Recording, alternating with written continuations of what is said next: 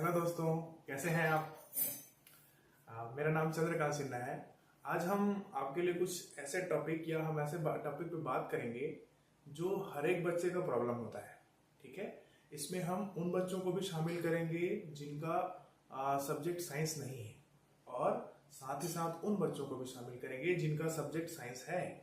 ठीक है, तो चलिए वीडियो शुरू करते हैं। देखो, सब कोई भी बच्चा रहेगा, है ना। जब हम छोटे रहते हैं तो बहुत सारे हमारे अंदर क्या रहते हैं, जिज्ञासा रहती है ना। जानने अंदर डाउट्स आते हैं कि सर ये क्यों होता है, वो क्यों होता है, हम पूछ लेते हैं।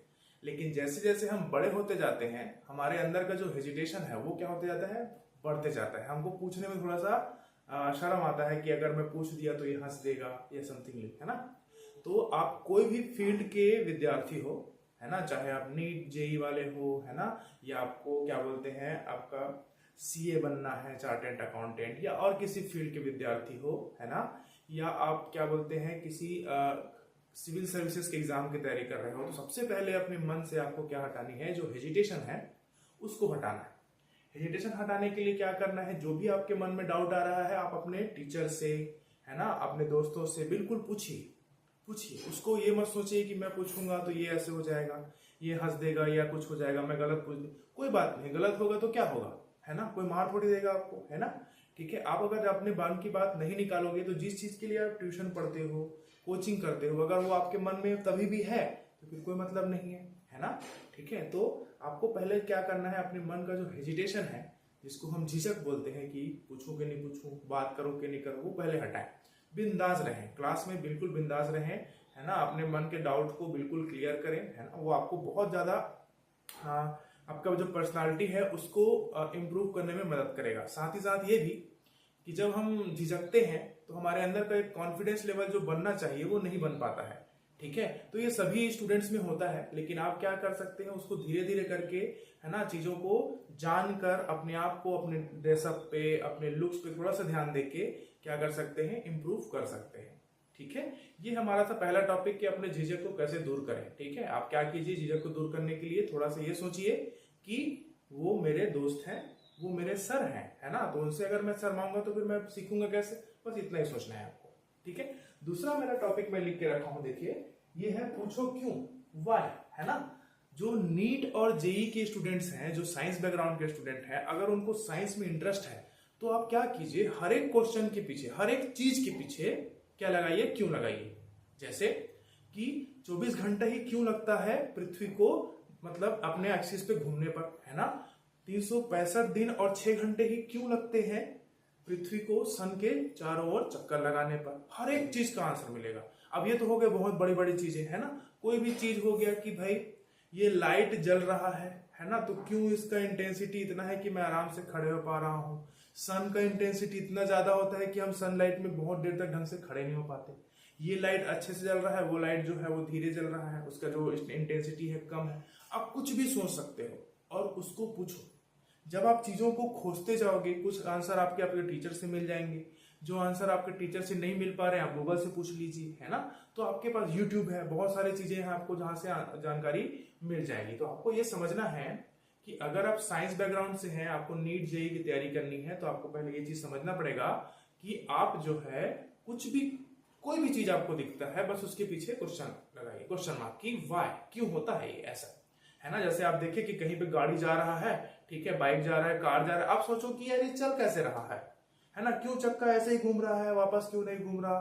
ठीक है, तो इस तरह से चीजों को आप सोचोगे, कैसे एक कार जो है वो सिर्फ और सिर्फ एक स्टीयरिंग व्हील से ऑपरेट हो जाता है, क्यों, है ना। हर एक पीछे क्यों कैसे लगाइए, आपको अगर जब उसका आंसर मिलते जाएगा, आप बहुत अच्छे तरीके से चीजों को क्या करते जाओगे, सीखते जाओगे, है ना। ये सिर्फ और सिर्फ साइंस के लिए नहीं है। जैसे ज्योग्राफी पढ़ने वाले बच्चे हैं, है ना, उनको ये भी समझ में नहीं आता है, कभी कभी ऐसा होता है कि यार ये गर्मी के बाद ही बारिश क्यों होती है, ठंडी के बाद बारिश क्यों नहीं होती, है ना।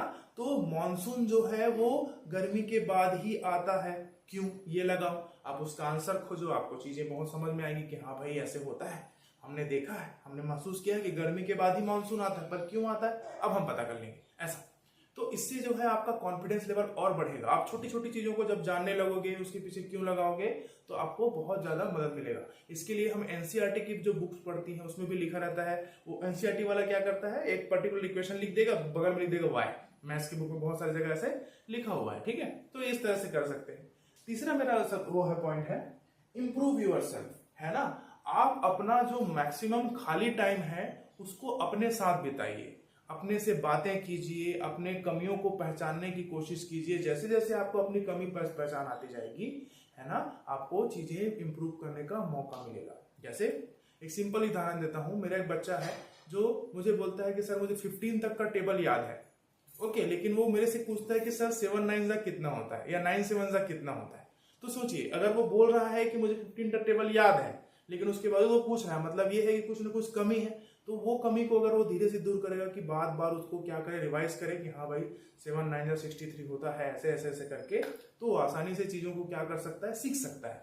इसी तरह से हर एक टॉपिक में कुछ ना कुछ पॉइंट्स होते हैं जो हमको नहीं पता होते। हमको वो टॉपिक आता है लेकिन हमको वो चीजें नहीं पता रहती, तो आप उसके बारे में सोचिए और उसको क्या कीजिए, अपने अंदर अपने चीजों में लाइए, प्रैक्टिस में लाइए, चाहे वो मैथ्स का हो, साइंस का हो, या ज्योग्राफी, या फिर किसी भी अदर सब्जेक्ट का, ठीक है। इससे आपको बहुत फायदा होगा।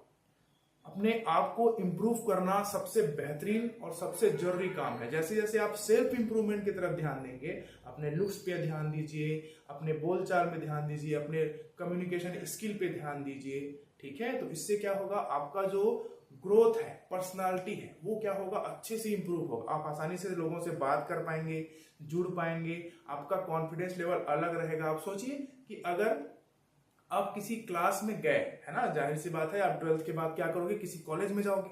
कॉलेज में मान के चलिए अलग अलग स्कूल से आए हुए एक से एक बच्चे, आपके 250-300 बच्चे एक साथ बैठे हुए हैं, ठीक है। अब उन 250-300 बच्चों में से आप अलग कैसे हो, क्योंकि आपने हर एक चीज को क्या किया है, सोचा है कि हाँ इसको इसके पीछे क्यों होता है ऐसा। अब एक प्रोफेसर आए, आपसे पर्टिकुलर वही क्वेश्चन पूछ दिए जिसका जानकारी आपको था, है ना। लेकिन सोचो अगर आपने जानकारी नहीं होगा तो अगर वो पूछेंगे तो आप नहीं बता पाओगे, सबका मुंह देखते रहोगे, कौन बताया कौन बताएगा। लेकिन आपको पता रहेगा तो आप हाथ रेस करोगे, उसके बाद बताओगे कि हाँ सर मुझे पता है। जब आप अपना आंसर दोगे, है ना, तो अगर आपका आंसर सही होगा तो प्रोफेसर जो है कितना इंप्रेस हो जाएगा, 200 250 300 बच्चों के बीच में एक बच्चा बोला ऐसा। तो ये सब चीजें आप अपने अंदर लाइए, ठीक है, और इम्प्रूव कीजिए। साथ ही साथ थोड़ा सा ये भी कंपटीशन की भावना बहुत जरूरी है। आजकल जो है बच्चों में, खासकर मैं देखा हूं, मुझे लगता है कि बच्चों में कंपटीशन करने की जो भावना है वो खत्म होती जा रही है, ठीक है। तो कंपीट करना है दूसरे चीजों में नहीं, पढ़ाई के मामले में, है ना। ये ऐसा नहीं कि उसके पास मोबाइल है तो हमको भी मोबाइल चाहिए, ऐसा नहीं।